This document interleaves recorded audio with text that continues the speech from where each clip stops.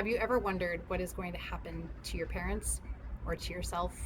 Or do you really try and avoid that conversation of what are your final wishes, Mom? Yeah, I know those conversations are not easy to have, and we have them not only about where are you going to live if you fall, or where are you going to live if you need memory care, because I'm not a registered nurse. And yes, there are all these conversations that we do need to have with our parents. And one of them is, what are your final resting place plans? Do you have any preferences or desires?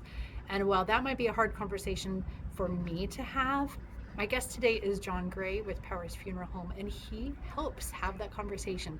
He comes from an education background, and we actually end up laughing quite a lot in this episode. So, welcome to Real Life in Real Estate. My name is Nikki Robson. I'm a real estate agent, and here I am bringing this podcast to serve you, the homeowner. And for this episode, our sandwich generation homeowners who are dealing with not only launching our kids, but also helping our parents age in place as long as they want to. And here comes what might be a challenging conversation, but Jon and I actually laugh quite a lot. So I hope you enjoy this episode. All of Jon's contact information will be in the show notes. And please give him a call, because you don't have to have this conversation alone, and he can make it fun. Welcome to my friend Jon. Yeah. Jon, tell us about what you do. Yeah, so I'm Jon Grahe. I work at Powers Funeral Home right here in Puyallup. I am an advanced funeral planner or pre-need specialist. Mm-hmm. And so I only work with people who are looking at a funeral in the future, not now or in the past. So if Okay. somebody is imminent, then we have them sit with the funeral director, because there's questions that I don't deal with Yeah. that they would. And so what I do is I meet people, I sit down, I find out what they want, I identify how that lines up with what the funeral home offers, and then we write an insurance policy to help pay for that in time. That's really interesting that it's an insurance policy. So for the real estate parallel, it sounds like it's very similar to escrow. That's right. Escrow is neither the buyer nor the seller, and their entire job is to make sure that the money stays where it is and then gets dispersed appropriately to all the parties. That's right. And in this case, the insurance policy pays the funeral home, Okay. and not the beneficiary is the funeral home instead of another person.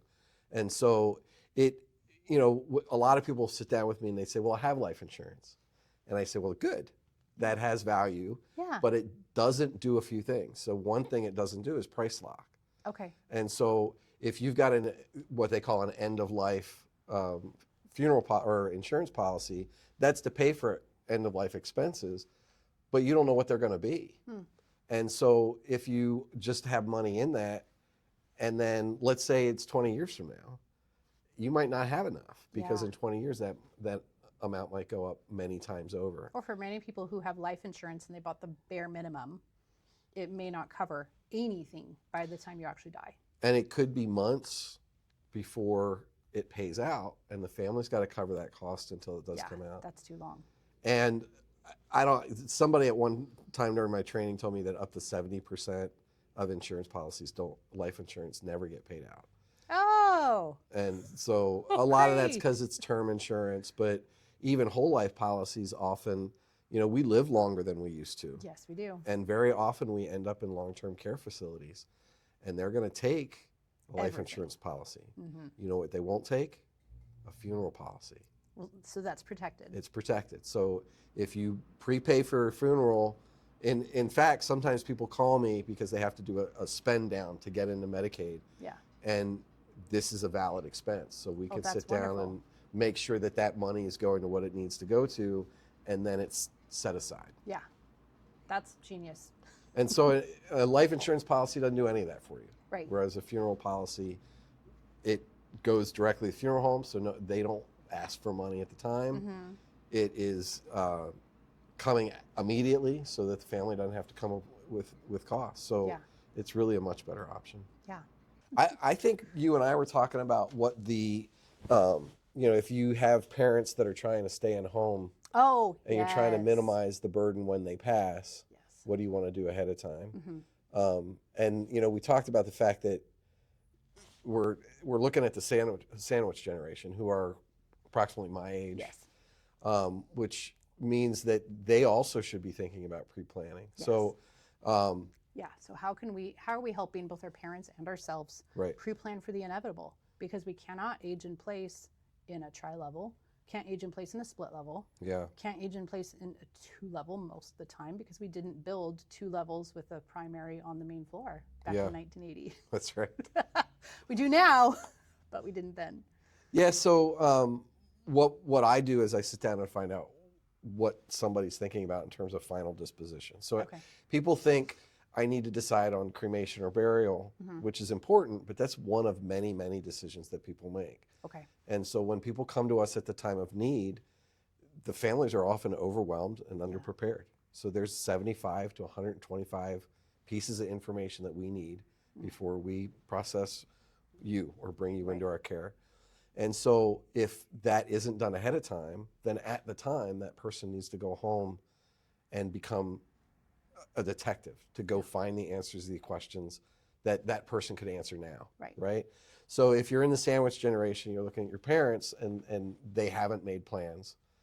If they don't make plans, you're going to make them. And if you need to make them, you're going to make them at a time when you're sad, when you should be grieving, and you might not have all the information. So more than half the times I'm sitting with somebody and I ask them questions, they don't know answers.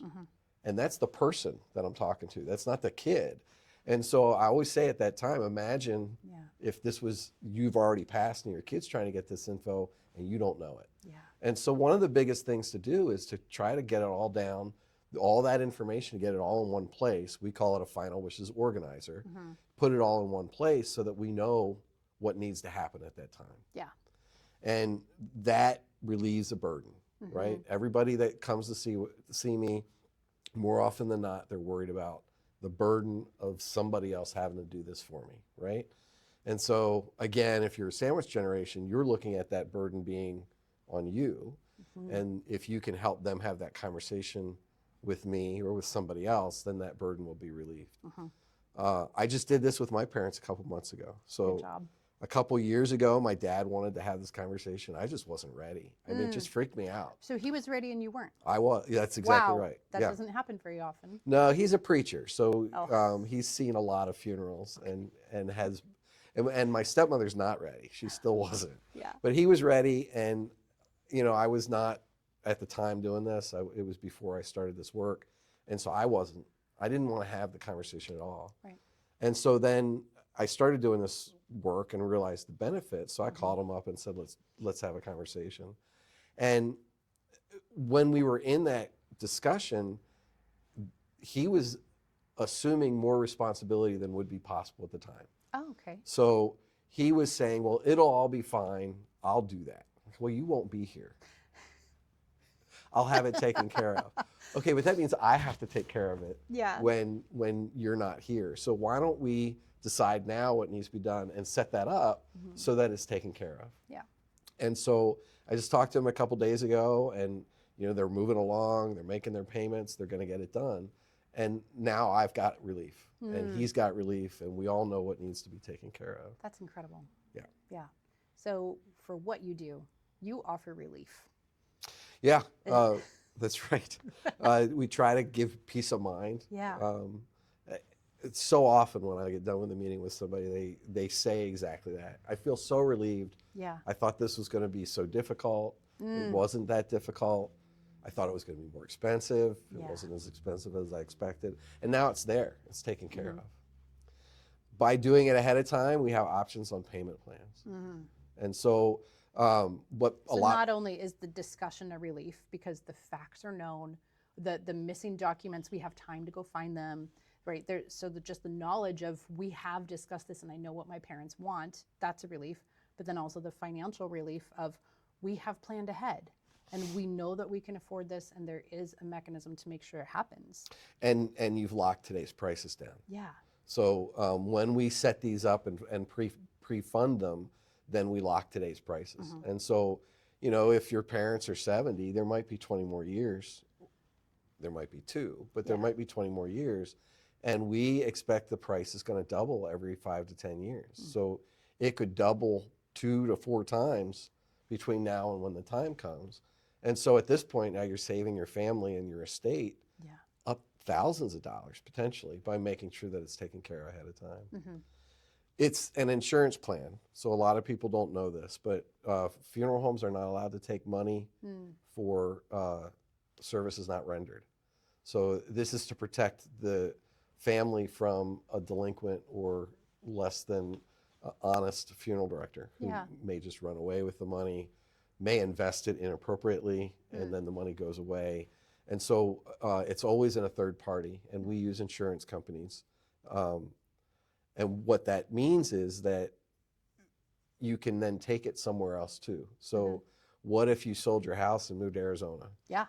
Well, then you go to some funeral home in Arizona and say, I have a policy, I've got it pre-planned, but I'm moving here. Right. So let me come down here and bring that policy. Now you don't have And that's a simple transition?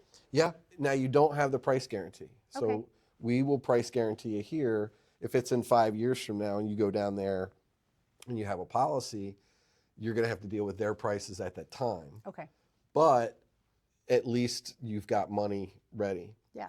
And if you go to somewhere where there's a lower cost of living, it might be that you have plenty. Yeah. Now, if you go to somewhere higher cost of living, then you're going to end up with a difference. But the idea of having it in a insurance plan so that you're not worried that it's going to disappear on you. Right. Jumping right off the end of that. Yeah. You and I both have living parents. Right. And so part of the difficulty is we're having to help our parents think about what's next. I have to think about how long can you stay in this house? How many falls can you have in this house? How many days can you keep doing stairs? And it's on my mind. Right. I hope it's on their mind. I think it is. but I worry about it too. And we're having to juggle. My kids need to grow up, get jobs, and move out. My parents need to stay safe at home as long as possible. Right. And then you can come along and help both of us have the conversation about, well, not only what do you want, Right. but how are we going to pay for it? Right. Because what you're offering just sounds like it'll be so much easier for me. Right. Well, Because then I could focus on things like, well, how are you doing? You know, are you lonely? That's a problem I can handle. right. I can't handle you fell down the stairs 3 times. Let's go to the library and build your social circle. Yes, let's go to the senior center. It looks fun. Right. I'll drive you lots of places, but I don't want to worry about, yeah, you have a lot of stairs. And, you know, it is the case that there are lots of people that don't want to have this conversation. Yeah. And part of what my job is to make that conversation easier. Yeah. And again, you don't want to have that conversation at the time of need. Yeah. Because if somebody's just passed, we're in an emotional state, we don't think well, and now big expenses are going to be put in front of us. And we don't make good financial decisions when we're grieving. No. And so if we make these decisions now, you know, one way to introduce the conversation to your parents is, you know, we want to make sure that your wealth is protected. So let's go deal with this now while you're still with us, and that we can make sure that you're getting what you want.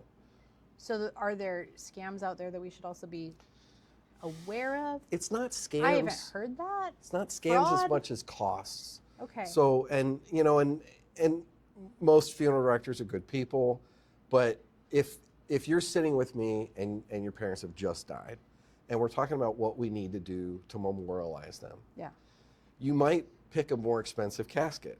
You might pick more expensive services. You might pick all these other memorializations that they didn't want, that you didn't really want, but you feel like it right now. I'm presenting them to you in a sales way now. Yes. And so it's easier to say yes.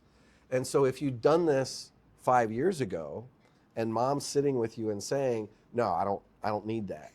Now, if at the time... She's saying no to the fancy casket, and she's saying no to the satin, and she's saying no to the extra high quality paper. Like, Right. Okay.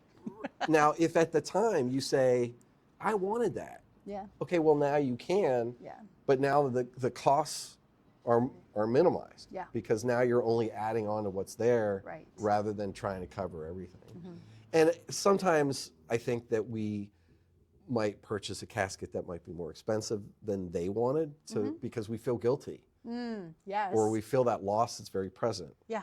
And so if they're sitting beside you and I pull out the casket prices, and we look at one for $13,000, we look at one for $2,900, and they say, don't waste money on me. Yes. Yes. Right? Or if they say, I had somebody, I need that one because it's got a pillow. I need that casket. Okay, they Okay. needed the upgrade. Right, but they were able to verbalize, this is important to me. That's right. And then we can honor that. Then we can honor that. Yeah. And we're not worrying about their, at the time, we just don't know. And now we're guessing. Yeah.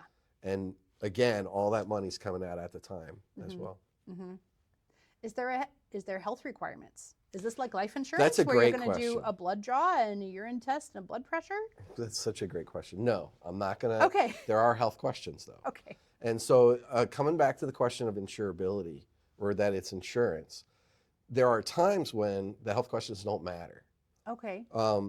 So if you pay for it all at once, you come in, you sit down, we figure out the price, and you identify, I'm going to pay that all at one time, health questions don't matter because all the money's there and they're ready, right? If you come in and you want to do a multi-year payment, now I have some health questions. And if you say yes to those health questions, it might mean that, it will mean that you need to live 2 years in order for the insurance part to kick in. Thank you.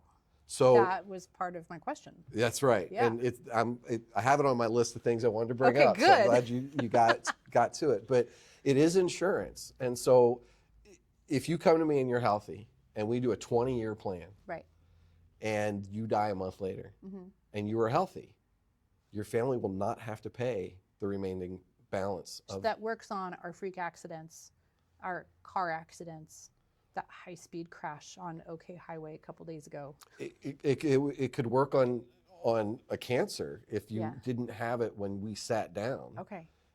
So there are pre-existing conditions that if you have those, then you need to live 2 years for the insurance part to kick in.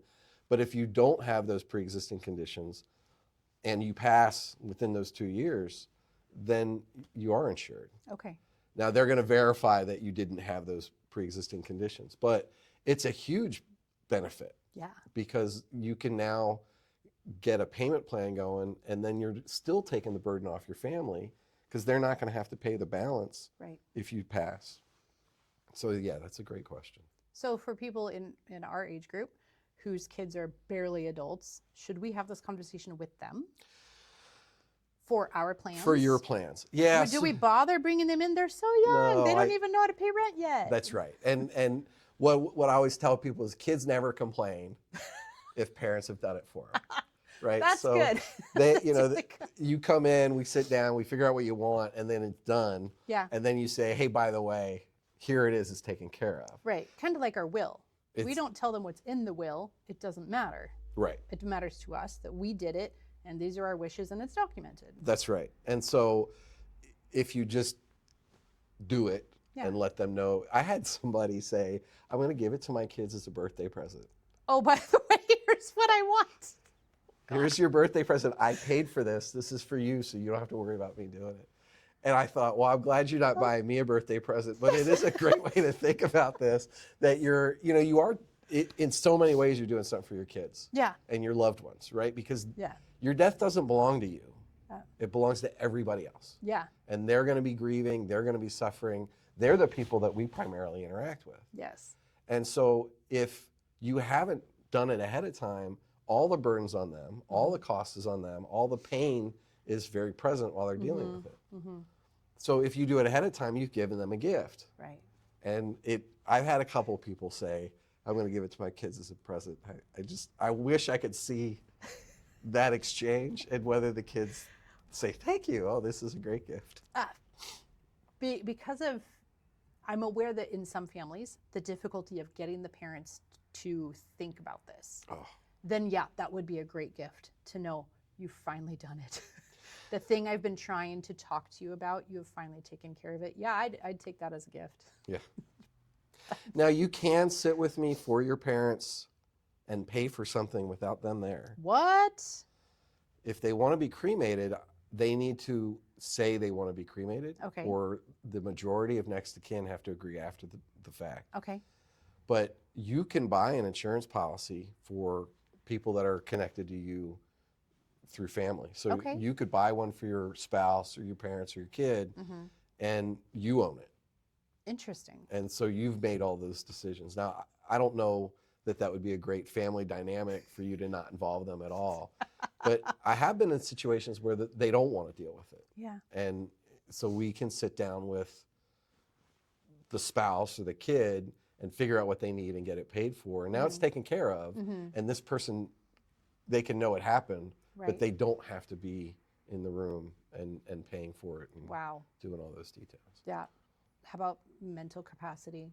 As That's our parents concern. are aging, we've got early onset Alzheimer's and dementia, and sometimes we don't see it coming. And that's a difficulty for me sometimes in the room. There have been a few times where I've been with the family and said, you know, I can't go forward right now. It's clear to me that this person isn't ready. Yeah. They're not cognitively able, and it would be inappropriate for me to go forward. So that has That's another happened. reason to do it soon. Sooner rather than later. Yeah. Yeah. I was with a couple, they aren't married, and he's fine, and she's got some type of dementia.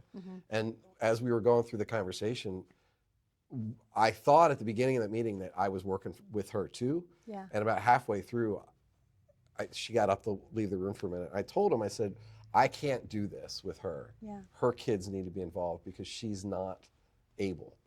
And so it is something that we really need to be aware of and take care of. And so you're right. The sooner you do it, the better. Just like wills. Just like wills. Okay. Make your will while you got all your thoughts. It's part of that it goes with the binder, right? When you sit with me, you leave with a folder full of information, right? You're going to take that home and put it in the same binder that you have your will, your trust, all those other documents. There should be somewhere where you've got all that big stuff held together. Yeah. And this would go in with that. A couple years ago, I bought a fireproof binder. I don't know how fireproof it is, but they advertised it as fireproof. Okay. Right? And in there went all of the original birth certificates and the marriage certificate and the social security cards and the passports. But if anything happens, this needs to survive. Right. Not saying the government won't issue me new ones, but I don't want to do that. It was hard enough the first time. So in there needs to go the will and all of our final wishes. So one topic that I think is also important to know and that we haven't talked about is that the funeral home and the cemetery are different entities. Really? So I cannot pre-plan you in a cemetery. It's a different conversation. So if you're going to get buried, you need to go talk to the cemetery too. Okay.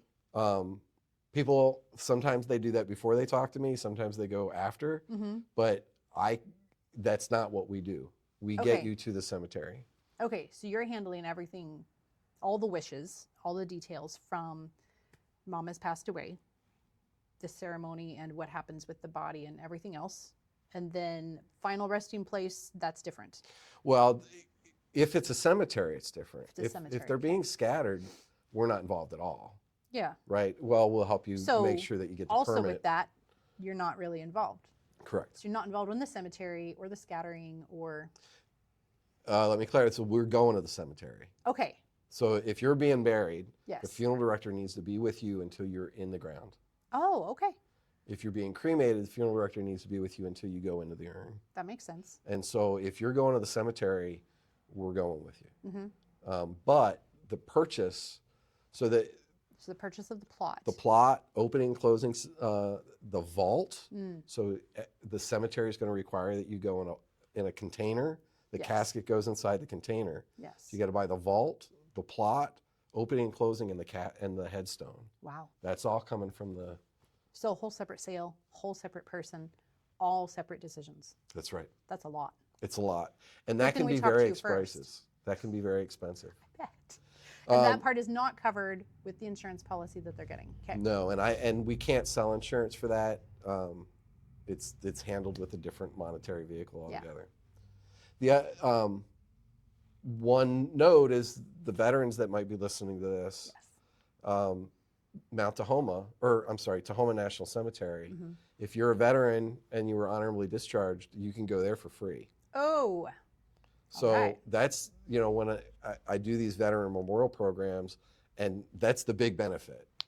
They do not pay for the funeral home Okay. or the casket or the urn, but if once you get past the gates, the cemetery, everything's covered, That's whether good. that be in a crypt or in the ground. Mhm. And so the service people out there, that is a huge expense that they don't have. That's good. About $7,500 to $15,000 that isn't going to be on them. So that's our second plug on this podcast for go join the military. I guess, although, the people we're talking to are too old. We are a bit too old, but tell your children. Tell your kids. That's right. Our other plug was with a VA lender, and just all of the benefits that we can do with a VA loan and what we can handle. And he was really talking it up, like, who's always hiring? U.S. military. This is the military. There you go. Yeah, so there you go. You're taken care of in the military from the moment you enter to buying a house, and then a portion of your final resting. Right. Just to remind them, but not what the funeral home does. So Yes. I'll often get on the phone or interact with a veteran, and they're wondering what they're paying for, and it's Yes. only the cemetery time. Only the cemetery. Yeah. Yeah. So this is much more complex than just let's have a policy. Yeah. Let's start prepaying now, and it will be the perfect umbrella for everything that we don't want to think about. Yeah. And that's not true. The other thing that isn't covered in this is, what if you're not at home when you pass? Yes. What if you pass on vacation? Right. So Powers has a 25-mile travel policy. Mm-hmm. If you're within 25 miles of the funeral home and 25 miles of your home when you pass, Mm-hmm. that's included in our travel policy. So 25 miles from Puyallup is most of Pierce County. Yeah. So Right. you're good. But if you went to North Seattle, Mm-hmm. every mile beyond that would be $5 a mile one way. So if you're 50 miles away, it would cost you $75, right? 25 times 5. If you are out of state or out of the country, Mm-hmm. if you need to fly home, Yeah. it can get very expensive. And if you need to fly home, another funeral home needs to get involved. So I just wrote one of these policies where somebody wanted to be buried in Chicago, and it was $9,000 for us to get them to Chicago. Oh my gosh. That does not include the funeral home receiving him in Chicago or the plot. Wow. So if you are not at home when you pass and you've got a cemetery plot, they're going to spend thousands of dollars to get you home. Mm. So out of area protection is this other product that we offer, Okay. which is not insurance, but it's a membership in a shipping club. And It's a timeshare. they bring you home from anywhere. So if you're more than 75 miles from home, they'll bring you home. Yeah. And so that cost, which could be thousands and thousands of dollars, for $500 one time Mm-hmm. for the rest of your life, will bring you home from anywhere. Mm-hmm. And I sit with people and they say, well, how often does that matter? That's a good We question. always die at home, right? Well, I've been doing this less than a year, and I've already had multiple families that had this policy Oh, wow. come up where they passed when they weren't at home, Mm-hmm. and it would have been very, very pricey to get them there. So Wow. it's an odds gamble, right? You are kind of considering costs and bringing you home. But if you've got $7,500 wrapped up in a cemetery plot, another $10,000 in insurance to get you there, Yeah. what's $500 more to protect all of that? Versus if you don't get that $500 and you're in Mexico, and now it's going to be $14,000 more. And I'm making numbers up. I don't know what it might be. But it could be. But it could be. And there are places where we're not going to get you home at all because the administrative red tape Yeah. is going to be more difficult than you're going to put up with. Mm-hmm. And so $500 will bring you home from anywhere. Seems very reasonable in comparison. Yeah. Wow. Is there anything we haven't touched on that we should? That's a great question. I took a couple notes before I came over. Thank goodness. A lot of people, when they come in, they think it's just about cremation or burial. Yeah. And if they don't know what they want, then I put it through the lens of what we call an acute loss period. Because we talked before about how Your death doesn't belong to you, but to all the people that are left behind. Yeah. And so when we're planning our final wishes, it's not me that I'm planning for. Yeah. It's all the other people. And so if somebody doesn't know what they want, I will walk them through a conversation for them to think about what the other people need. And that's how I discover what. So that would look like, I know you don't know what you want, but what do you want your daughter to be deciding for you? Well, How are we helping her? that's not my them? phrasing of it, Okay. but it's, so I talk about the stages of loss that we go through between the point at which you die to the point at which you are put into the ground or wherever your final disposition may be, and the stages that people are going to experience. And so when you're thinking about those stages, do you want to make sure something's going on at that point, or do you want to leave it be? Right. If people don't take care of their family might end up having memorial services over and over and over again. So, people that do direct cremation and then don't announce it and don't have a memorial service, you might see them at the park and say, "How's George?" And they, "Oh, George died 2 years ago." Yeah. You didn't know? No, Yeah. I didn't know. Like, I'm sorry, we didn't do anything. Yeah. And so that stepping through that process is make sure that you know what your family's going to need, Yeah. because that's not what we're thinking about. So do you come at this from an education standpoint or from a counseling standpoint? Education. Okay. My job is to make sure everybody has some time laughing when we're meeting, Oh, that's nice. because you don't think that's going to happen, right? I had a guy a couple weeks ago, we got done, I thought you were going to be morbid. Like, I thought this entire conversation was going to be morbid. Yeah. But it was fun. Yeah. How could that have happened? And so to me, I don't think that's counseling, but to me, part of my job is to make that conversation as easy as possible. Yeah. At the same time, I'm going to make sure that you know everything you need to know so that you're making the decisions that you need to make, rather than decisions that may or may not be as important. I also like to pride myself on not trying to sell you things you don't need. Yes. So, there's a lot of options out there, and, a lot of salespeople are trained to kind of upsell and oversell, not just in this industry, right? In any industry. In all industry, McDonald's trained us to ask if you want fries with that. Right. And so I really do believe that my special thing here is to make sure that people are not experiencing that with me. So when I applied for this job, I told them I did not want to be a high pressure salesman. And they said, "Good." Okay. Good. Well, We don't want that That was a either. good cultural fit It for was you. a great fit. Yeah. Oh, good. Yeah. That's awesome. So where can people find you?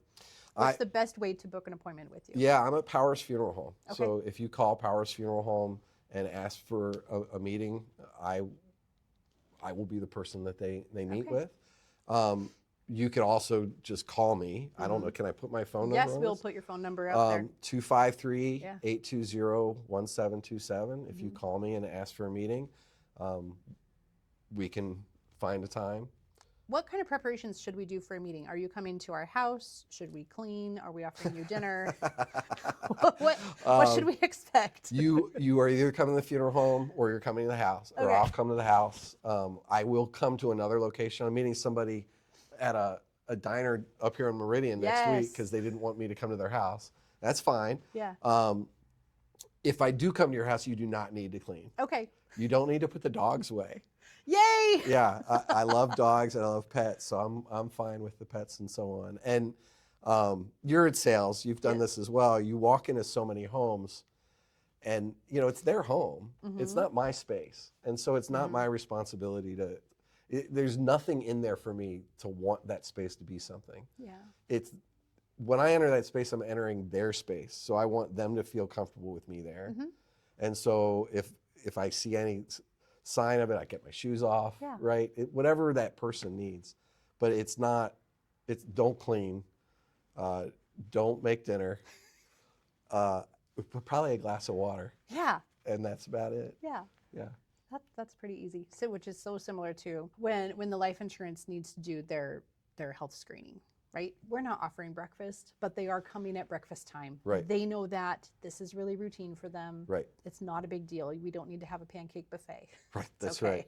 That's right. And honestly, I'm not going to do well eating food and talking to you. Okay. I, It's a little. it's too much stuff going on. That's right. I need to talk, and if I'm chewing, I can't talk, and if I'm chewing, I'm not listening real well. The questions that I ask that stump people more than anything else is, where were your parents born? They don't know. Very often. Really? Where was mom born? And they might know the state, not the city. They might not know mom's middle name. So everything else is stuff that if I'm talking to you and not your kid, right? If the kid's coming in, that can be more difficult. But every question I've got is something that the person should know. Yeah. That's the thing that I run into most, that people go, I don't know. And then if you are going to come in and fund it, we're going to need a method of payment. Okay. So So be prepared. be prepared. Yeah. Either bring a credit card or bring a checkbook, and either one of those will be fine. But Cash is not the preferred method. I can't take money. I can't even take a check. So I take a check with void written on it, and then I run that through a automatic withdrawal. Yeah, I'm not allowed to touch. It's probably I can't touch it. Right, I can't touch any money. It's a wire transfer. I don't even know that it happened. I just get a receipt in my email. That's right. Yeah, so I take the payment information, but I can't actually take a check. Okay, that seems pretty simple. So, so check, credit card, set up automatic withdrawals, I bet. Yep. Okay. Yep. Seems pretty simple. Yeah. It takes about an hour and a half to 2.5 hours, depending on how chatty So somebody eat a wants to snack be. before. Yeah, that's right. a Because good I'm not bringing food either. So you get to have your dogs out, eat a snack before everyone's settled and happy, and it would help if you knew where your mother was born. Yeah, know where your parents were born. Which is, do you know? Yes, you know? I do. Okay. Are I know you where my local? grandparents were born. Okay. No, my grandparents got really into genealogy. Oh, okay. And so part of our inheritance was that we were handed big family trees. Okay. It is probably a third of people don't know either their parents' middle name or where they were born. See, I have to drill my children, not anymore, but I did for a while, with my maiden name. Yeah. Right. Because they're never going to hear it. They're Right. never going to see it. And my maiden name is complicated. So I would, hey, you got to work on this. I've never heard anybody named complicated before. It was complicated. Yep, it is complicated. But they know it. They're adults. And, Yeah. Now they're being asked, what's your mother's maiden name on all their security questions. Yeah. I know this one. And they're pretty proud of it. So as long as they know where I was born and my maiden name, I think they'll be okay. Yeah. Anything we forgot? I don't think so. I really appreciate the opportunity to share this with the people. You're probably looking for all Pierce County. Is that who you're reaching for? Yes, Pierce County. Yeah. But you're Puyallup specifically. Well, I do have some options over all over Pierce County, but yeah, primarily I'm working out of Powers and Puyallup. Right. So here we go for Go Puyallup. Keep business local. Wait, you told me. That's right. Yes. That is one other thing. Yes. We are one of the very few family-owned funeral homes left, not only in Puyallup, but all of South Sound. That's amazing. And so the family that owns Powers has been in the funeral business for 140 years. Wow. They're fourth generation.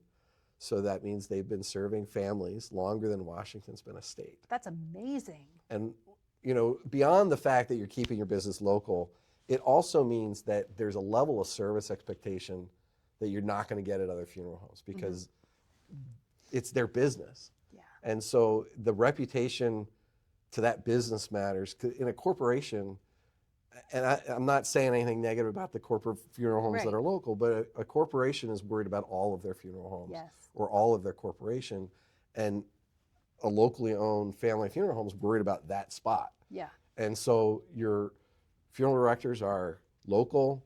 You get those people. We own our own crematory, which means there's no delay should someone get cremated.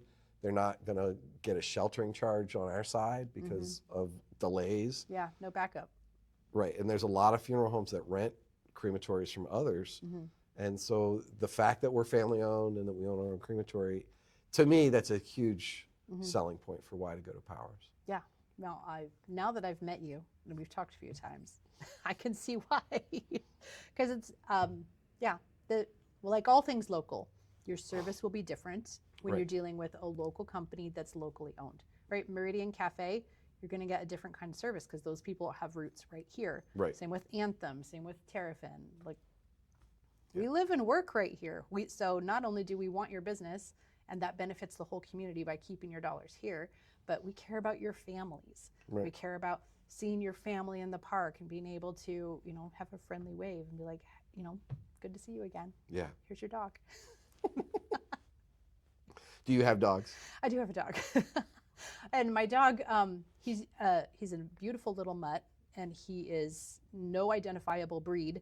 And so I like to put him in marketing materials whenever I can, because he is what is he? I get more questions about him than about anything else, because he's really cute, but he is not identifiable. We always had mutts when we had dogs. We're without a dog now. But. Oh, well, we're in the aging process of the dog. Yeah. Like, no more stairs. Oh, we have a lot of stairs. Sandwich generation for pets. Pretty much, yes. We're like, oh boy, we got a lot. Sweet. So, I've got my parents, but I've got my dog. Yeah. Worried about him. Yay. Well, thank you for being here today. This is very informative. We'll have all of Jon's contact information in the comments and the show notes. And now they know how to find you. Well, thank you. Yay. Thanks. That's it.